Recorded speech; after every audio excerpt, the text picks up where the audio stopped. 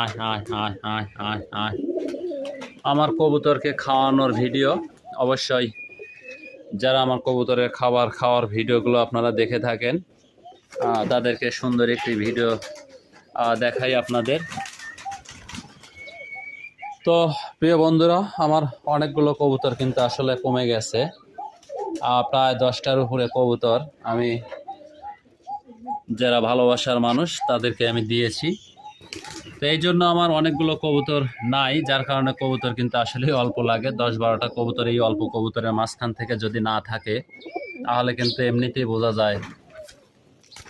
তো যারাই দেখতে পাচ্ছেন আমার কবুতর কিন্তু প্রতিদিনই আপনাদেরকে দেখানোর চেষ্টা করি।